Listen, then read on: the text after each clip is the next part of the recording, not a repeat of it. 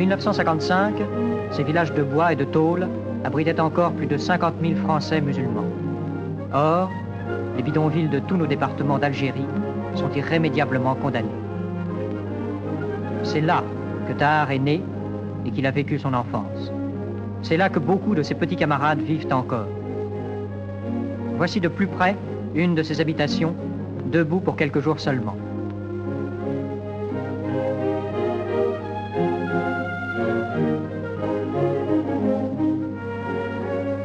Enfin, Tahar arrive chez lui.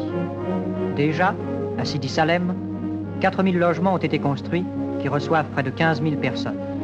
Certes, il reste beaucoup à faire et le problème du logement ne se résoudra pas du jour au lendemain. Mais le départ est donné, un bon départ. Il reste encore beaucoup de bidonvilles à détruire et les motifs qui les ont fait s'édifier demeurent. C'est d'abord la poussée démographique à l'un des taux les plus élevés du monde. En 100 ans à peine, la population d'Algérie a quadruplé. Une autre raison engendrant ces zones surpeuplées, c'est la concentration urbaine inévitable à notre époque. Le long de la frange côtière, la densité de la population varie de 50 à 325 habitants au kilomètre carré. À Beaune, une bonne part du bidonville a ainsi disparu.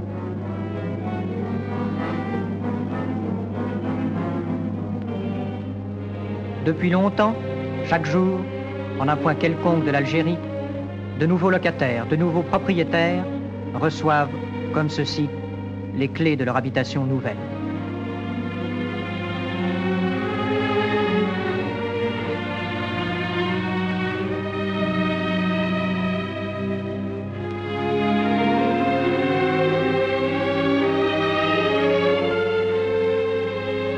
Voici notre petit ami Tahar chez un de ses amis. Avant cette remise de clés à laquelle nous venons d'assister, d'autres opérations ont eu lieu qui se poursuivent toujours.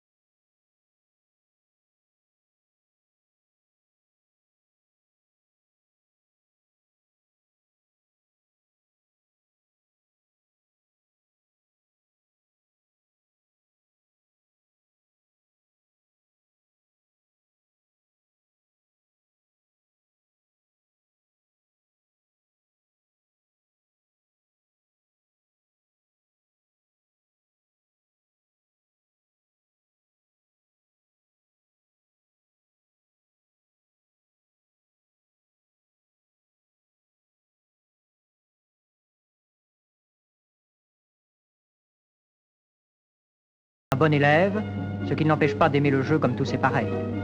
Mais aujourd'hui, le programme de Tahar n'est pas inscrit dans les livres. Vous allez voir où le conduit l'officier Sass, l'homme au képi bleu.